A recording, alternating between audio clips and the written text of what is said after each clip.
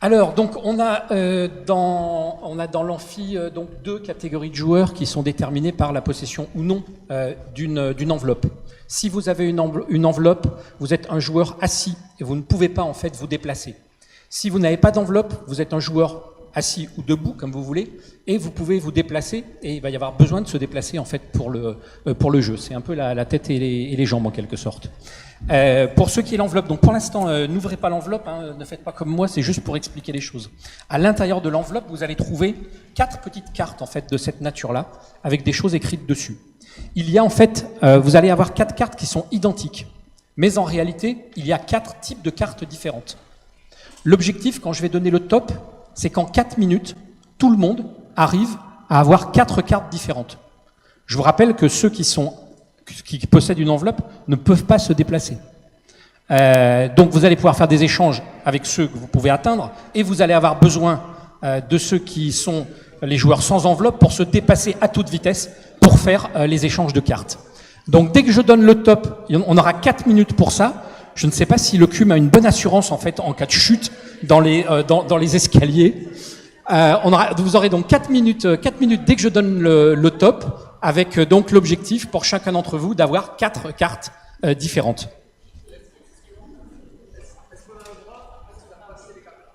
Oui, bien sûr. Vous pouvez. La seule contrainte que vous avez, c'est pour ceux qui ont une enveloppe, c'est de rester assis. Ensuite, vous pouvez tout imaginer, les lancer, les mettre dans l'enveloppe pour les lancer par groupe, comme vous voulez. L'objectif, c'est d'avoir 4 cartes différentes entre les mains de chaque personne qui avait une enveloppe au départ. Alors, je prends le téléphone pour lancer le chronomètre. Attention.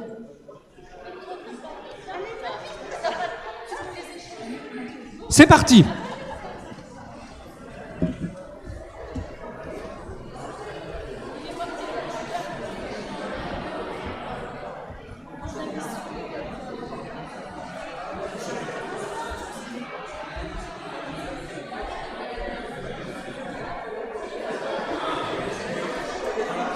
Ouais, mais voilà.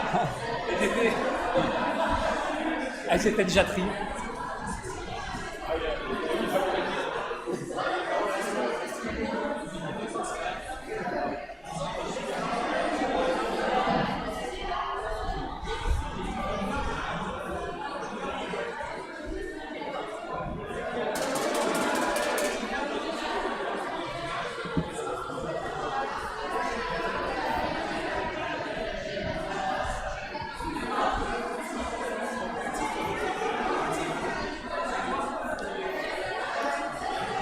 Voilà, il vous reste 3 minutes.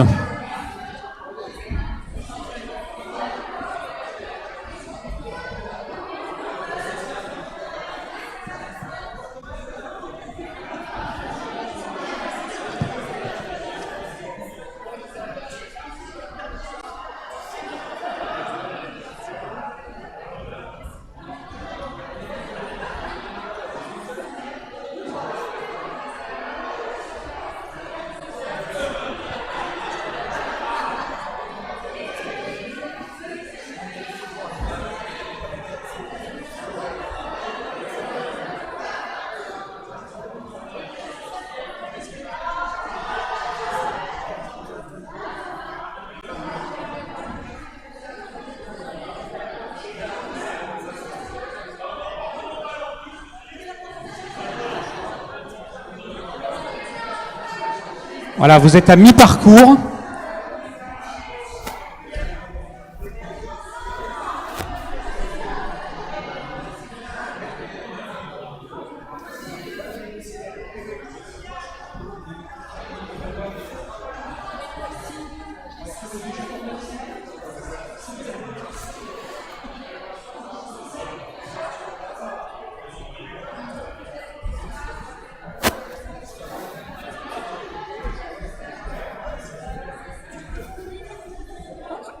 Alors, si quelqu'un a une sorte de petite carte marquée RATP de couleur blanche, en fait, c'est mon ticket de RER pour revenir. Donc, gardez-le, en fait.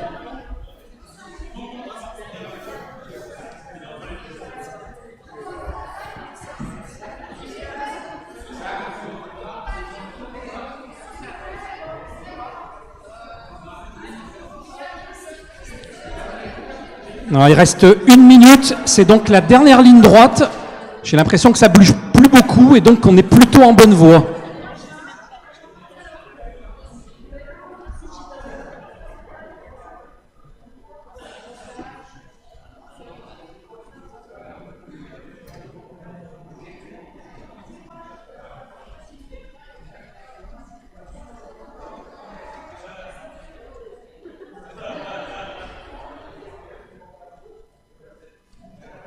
« 30 secondes. «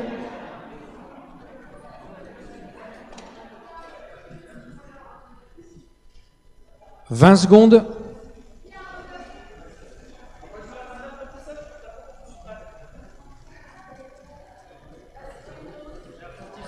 10 secondes. 5, 4, 3, 2 et 1. C'est terminé. Alors, plutôt que demander qui a les 4, on va demander qui n'a pas les 4 en fait. Bon, c'est quand même, voilà, on est à plus de 95%, donc bravo en fait pour ce résultat. C'est un très bon résultat sur la taille de votre groupe. Et j'avoue que c'est la première fois que je le fais avec une telle déclivité. Donc je pense qu'on peut également saluer le résultat pour cela. Alors, pour ceux qui ont les 4 cartes, et puis pour les autres, vous avez dû comprendre celle qui vous manquait. Vous avez entre les mains quatre éléments que j'appelle les leviers de la gamification, qui sont en fait des éléments qui se trouvent naturellement dans le jeu et qui sont intéressants dès qu'on va extraire en fait ces éléments du jeu loisir pour l'utiliser de manière entre guillemets sérieuse, c'est-à-dire de manière délibérée et stratégique à des fins de communication, de relations entre personnes, quelles qu'elles soient, et par exemple à des fins pédagogiques pour ce qui nous intéresse un peu plus aujourd'hui. Je vais donc passer en fait en revue ces 4 leviers, rapidement dire voilà comment est-ce qu'ils fonctionnent. Prendre quelques exemples en fait de l'utilisation de ces leviers, parce que ça me semble intéressant d'avoir ça en tête pour comprendre finalement pourquoi la gamification marche, et quand on comprend pourquoi quelque chose fonctionne, bah, du coup on sait comment la faire marcher. Alors premier des leviers, c'est le levier comportemental, et c'est bien le premier parce que en fait c'est le plus important. Parce que le recours à la gamification va permettre de faire les choses à l'envers en fait. Et là, je dis bon sang, c'est pour ça que le petit chat, bah oui. Et puis aussi parce que les chats c'est sympa. S'il y en a qui tweetent, je suis sûr de faire un max en fait de retweets. Donc c'est pour ça qu'il y a ce petit chat.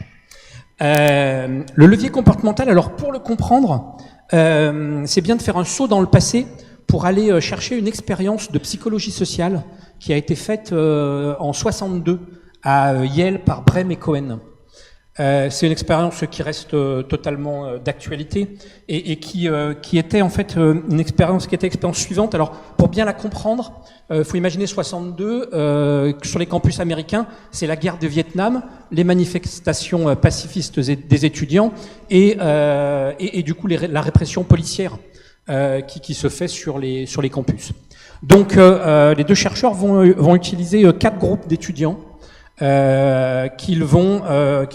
lesquels ils vont faire plusieurs expériences successives, dont 2 qui vont les intéresser, qui pour ceux qui font les expériences ne semblent ne pas avoir de lien, alors qu'en fait les 2 sont liés et sont connectés. Premier temps de l'expérience, ils prétendent en fait qu'ils sont en train de tester un processus en fait d'évaluation des opinions, et ils vont faire passer en fait cette batterie de tests aux étudiants sur l'opinion qu'ils ont de la police. Évidemment, les opinions sont extrêmement négatives. En fait, c'est pas du tout, ils ne testent pas du tout cette batterie. Elle est parfaitement opérationnelle, mais en fait, ils sont obligés de tromper entre guillemets les étudiants de manière à faire fonctionner la 2e phase et la 3e phase de leur expérience. Dans la 2e phase, ils vont demander à des étudiants, donc ça se passe plusieurs jours après, de manière à ce qu'il n'y ait pas directement une connexion qui se fasse entre les 2, et il y a eu d'autres expériences qui se sont intercalées. Dans la 2e phase de leur expérience, ils vont demander à ces mêmes étudiants, de ces 4 groupes, de rédiger en fait des argumentaires en faveur de l'intervention musclée de la police contre les étudiants. Et ils vont introduire un biais qui est en fait qu'ils ne vont pas payer, parce qu'aux États-Unis, dans les instances de psychologie sociale, enfin ou autres, on a l'habitude de rémunérer en fait les étudiants. Et ils ne vont pas les payer de la même façon. Il y en a qui vont recevoir 50 cents et certains vont recevoir jusqu'à $10. Et ensuite, un peu plus tard, sur ces mêmes 4 groupes, ils vont mesurer en fait les éventuelles évolutions des opinions. Et ils obtiennent ces résultats-là. C'est-à-dire pour les groupes 3 et 4, ceux qui ont été payés très cher, eh bien, il n'y a pas de modification de l'opinion. En revanche, pour les groupes 1 et 2, il y a une évolution. Alors, c'est infime, c'est parce que leurs tests sont très précis qu'ils parviennent en fait à la mesurer. Mais il y a eu un certain infléchissement. Alors, c'est des résultats amusants parce que quand je les présente à mes étudiants, généralement, ils sont persuadés que c'est l'inverse. C'est-à-dire que plus les gens auraient été payés, plus alors leur opinion aura été impactée. Et en fait, c'est cela qui s'est passé. Alors évidemment, quand ils font l'expérience, ils ont déjà une idée en tête. Ils pressentent, enfin ils savent même ce qu'ils vont trouver, c'est pour le prouver. Ce qu'ils montrent ici, c'est qu'on a un lien entre notre attitude, c'est-à-dire ce que l'on a au fond de nous, et notre comportement, c'est-à-dire ce que l'on fait. Et là, dans cette expérience, ce qu'ils réalisent, c'est qu'ils font faire à des personnes un comportement, écrire en faveur de la police, contraire à leur attitude. Et pour certains, ils donnent une justification forte. En quelque sorte, à l'intérieur, il y a une sorte de mécanisme de régulation qui se fait pour les groupes 3 et 4, qui est « je suis contre la police, j'écris pour la police, oui, mais enfin, je suis quand même bien payé pour ça. » Et pour les autres, eh bien, en fait, ce mécanisme, il marche moins bien. Je suis bien... Et donc, c'est comme s'il se construisait un mécanisme inconscient qui consistait à dire « oui, mais bon, c'est parce que quelque part, il y a aussi quelques raisons de les comprendre. » Alors, en France, on le savait depuis Rousseau, qui disait « priez et vous croirez ». En principe, ça devrait être l'inverse. C'est si je crois, alors je prie. Et Rousseau disait non, en fait, c'est on vous fait prier, et du coup, ça va cultiver, en fait, chez vous, la croyance. Sinon, pourquoi vous prierez si vous ne croyez pas ? Donc, en fait, voilà, c'est un vieux principe, mais qui est, dans la psychologie sociale, mis ici en évidence d'une manière tout à fait intéressante. L'intérêt de la gamification, c'est qu'elle va s'appuyer en fait sur ce mécanisme qu'on appelle la dissonance cognitive pour travailler. En quelque sorte, si vous prenez la logique habituelle de la communication, c'est on cherche à faire quelque chose à une cible. Et ça, quels que soient les types de communication. Si c'est de la communication commerciale pour vendre, on cherche à faire acheter des yaourts. Si c'est de la pédagogie, on va chercher à mobiliser l'attention, etc. Quels que soient les types de communication, on a toujours ce même schéma. Et ce comportement, pour reprendre l'explication et le terme que j'utilisais précédemment, va dépendre de l'attitude de cette cible, de ce qu'elle pense, de ce qu'elle ressent et de ce qu'elle est prête à faire. Et ça, bien sûr, on va mobiliser sa communication, qui peut être les efforts qu'on va faire de présentation, qui peuvent être des plaquettes de communication, des spots de télé, enfin voilà, tout ce qu'on peut imaginer comme communication, pour impacter l'attitude de manière à infléchir le comportement. Or, ce que nous montre l'expérience de Brehm et Cohen, c'est que on a effectivement ce schéma-là qui existe, mais il en existe un autre qui consisterait à impacter le comportement pour impacter l'attitude. Et c'est ça en fait que fait la gamification, c'est qu'elle propose directement un comportement. Si on regarde ce qu'on vient de faire avec le petit jeu de cartes, immédiatement, qu'est-ce qui s'est passé ? Il y a eu des rires, de l'activité, vous vous êtes focalisé sur mais quels sont ces 4 éléments que j'essaye de réunir, etc. Si je vous disais attention, je vous demande de vous concentrer à fond pendant 4 minutes, d'être super amusé, d'être attentif et super concentré sur quels sont les 4 éléments importants. Enfin voilà, je pourrais essayer de vous convaincre. Il y a peu de chances que ça fonctionne aussi bien en termes de vie et de dynamique que ce qui s'est passé en fait par le jeu. Et c'est ça l'intérêt du jeu, c'est ce qu'on appelle, on parle des fois de nudge, c'est-à-dire de petits coups de pouce en fait qui permettent de faire les choses. Ça produit exactement ça, c'est-à-dire que comme finalement, quand je vous dis on va faire un petit jeu de 4 minutes, c'est pas très engageant. Et en fait, vous y mobilisez énormément de choses et vous allez en fait vous impliquer et vous approprier beaucoup plus ces quatre éléments que si je me contente seulement de les présenter. Alors il y a beaucoup d'exemples qui utilisent ça.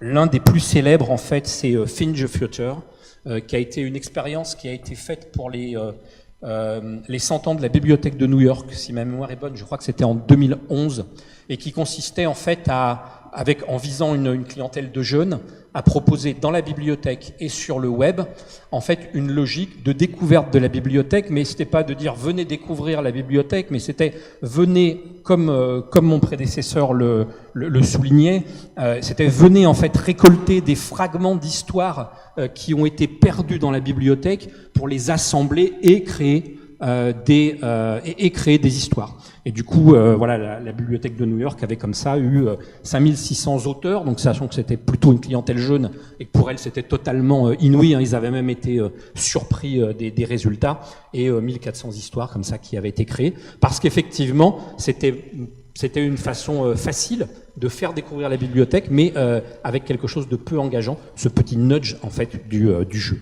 Voilà pour ce premier levier qui est en fait qui est le plus important dans la gamification, ce levier comportemental, contrairement en fait à la communication habituelle, qui est donc une communication attitudinale en fait. Voilà pourquoi levier comportemental. Deuxième levier, le levier d'apprentissage. Alors autant le premier, c'était vraiment le premier, les trois autres, c'est parce qu'il faut il me faut faire un ordre chronologique, donc c'est le deuxième, mais ça pourrait être le troisième ou le quatrième. Le levier d'apprentissage, là aussi on le voit bien avec la petite expérience qu'on a fait. J'aurais pu procéder comme ça, commencer par mon intervention en disant il existe un levier du comportement, un levier social, etc. Évidemment, ça n'aurait pas eu le même effet, le même impact en fait. Parce que là, en le manipulant, en jouant avec ces petites cartes, en essayant de les échanger, en les lisant, en les triturant, etc., eh bien, vous vous appropriez les choses de manière beaucoup plus importante. C'est en quelque sorte ce qui est à l'œuvre dans la fameuse, on en parle beaucoup actuellement, école de Singapour, c'est-à-dire une façon d'apprendre notamment les sciences en fait par la manipulation. Là aussi, hein, en France, on connaît déjà ça. Il y a déjà toute la pédagogie Montessori qui est totalement axée en fait sur ce principe-là de manipuler pour s'approprier et donc apprendre plus facilement. Et on est exactement là-dedans avec ce que permet le jeu. Un exemple, donc là c'est un exemple sur lequel une de mes sociétés qui est éditrice de jeux était partie prenante sur l'opération. C'est un jeu, un serious game de recrutement pour L'Oréal. La problématique de L'Oréal, c'est que chaque année, ils leur font embaucher à peu près 500 jeunes diplômés et 2500 stagiaires, en cumulant grosso modo grande école de commerce et scientifiques, ingénieurs. Jusqu'à il y a encore quelques années, ils pouvaient, j'allais dire, se déplacer dans une poignée d'écoles dans le monde. Ça suffisait en fait pour alimenter leur fichier. Aujourd'hui, c'est un peu différent, d'une part parce qu'ils s'aperçoivent que quand ils se déplacent, l'intérêt est beaucoup moins là. Et puis qu'en fait, il faut se déplacer maintenant, pas seulement dans quelques endroits d'Europe et d'Amérique, mais aussi en Asie, en Afrique, en Amérique du Sud, et que ça commence à faire des budgets un peu importants. Donc leur choix a été en fait de créer un serious game, et notamment avec comme objectif de faire découvrir les métiers. Et donc c'est ça en fait le principe, et c'est exactement ce levier d'apprentissage qui est appliqué ici, c'est-à-dire que vous créez un jeu vidéo sur lequel les gens viennent, mais à l'intérieur, tout le contenu, même si on voit, hein, on est sur des codes de séries télé façon Les Experts, NCIS, etc. Tous les contenus, les métiers sont réels, tous les éléments ont été validés par toutes les filières métiers de la DRH, etc. Et donc vous avez en fait cette façon, là aussi, de transmettre du savoir par le jeu. En fait, transmettre du savoir, j'allais presque dire, mine de rien, en quelque sorte. Le jeu avait fait sur sa première édition 50 000 joueurs, et ça avait pourvu 17% de leurs besoins de recrutement de l'année. Donc voilà, on voit pour toucher 50 000 personnes, le dispositif physique aurait été tout autre. On imagine bien que s'ils avaient juste créé un site internet et mis les descriptifs des métiers, qu'ils n'auraient pas non plus fait 50 000 visiteurs qui auraient regardé toutes les pages. Ensuite, le levier social. Alors, j'ai fait une copie d'écran hier soir d'un morceau, d'un long tableau que je ne souhaite à personne d'entre vous de devoir un jour remplir. C'est le tableau en fait qui sert pour les entrées produits du plus gros distributeur français de jeux spécialisés. Et il y a une partie de sa matrice qui est consacrée en fait aux caractéristiques d'un produit. Et quand on regarde finalement pour ce distributeur, qu'est-ce qui importe sur un produit? C'est 3 choses. C'est l'âge, parce que ça lui permet de déterminer notamment les magasins. C'est le nombre de joueurs et c'est le temps de partie. J'allais dire presque tout le reste, c'est presque accessoire. Voilà, en tous les cas, lui décrit les jeux de cette manière-là. Et quand on regarde en fait sa base de données, eh bien en fait la plupart des jeux, plus de 99% des jeux, commencent en fait à partir de 2 joueurs. Ben oui, parce que là aussi, et on l'a constaté en fait sur ce que l'on a fait, tout à l'heure, s'il fallait des joueurs debout, c'était pour faire le lien entre les joueurs qui étaient assis et qui n'étaient pas en proximité des autres. Parce que le jeu, c'est un puissant connecteur en fait social entre les individus. Alors évidemment, il y a quelques jeux de moins en moins qui sont des jeux solitaires, le puzzle, les patiences, comme on disait. Il y a eu d'ailleurs à une époque le jeu vidéo dans les années 80, le jeu vidéo était plutôt une pratique solitaire, mais le jeu vidéo a surtout explosé le jour en fait où on a pu jouer, faire du massivement multijoueur en réseau. Et même pour les jeux d'ailleurs qui sont des jeux, j'allais dire très solitaires sur un smartphone, et bien souvent il va y avoir des options sociales qui vont permettre de partager son score, d'envoyer quelque chose à un ami, etc. Donc on voit, voilà, il y a vraiment une dimension extrêmement intéressante sur cela. Je travaille en fait sur cette question-là avec un escape game en réalité virtuelle, où en fait nous avons un département formation à l'intérieur de cet escape game. Donc c'est à la fois un escape game, j'allais dire classique, hein, enfin, sauf que c'est de la réalité virtuelle. Mais également, on accueille des entreprises qui vont jouer en fait à l'escape game, et on va exploiter toute la matière d'interaction sociale qui s'est produite pendant la partie dans le reste de la journée en formation. Et là, on a une richesse en fait de matériel qui est incommensurable par rapport à ce qu'on pouvait faire avant en fait sans ce type de pratique. Enfin, quatrième levier, le levier du fun. Alors là, j'ai pris un exemple qui est un exemple non numérique pour aussi m'inscrire dans la logique de fait de dire que tout n'est pas forcément numérique, et qui est celui-là. Alors, pour ceux qui ne voient pas très bien, enfin, en même temps, il faut le savoir, il n'y a pas une mouche dans l'urinoir. Il y a un autocollant de mouche dans l'urinoir. Et en fait, pour une raison assez simple, c'est que la grosse problématique quand vous devez entretenir en fait des toilettes, c'est que dans les toilettes messieurs, désolé messieurs, c'est que en fait souvent, eh bien il y a du pipi à côté. Et c'est assez pénible pour ceux qui nettoient. Et donc en fait l'idée ici qui est absolument magnifique, ça c'est l'idée mon plus grand regret jusqu'à la fin de ma vie, c'est de ne pas avoir moi été à l'initiative de ça, parce que je trouve que c'est un pur trait de génie. En plus c'est vrai que si on vous dit on va travailler sur la propreté dans les toilettes publiques, a priori bon, vous pouvez y aller un peu à reculons, mais non, là, voilà, alors en réalité, je ne sais pas qui a, parce que c'est le problème des traits de génie.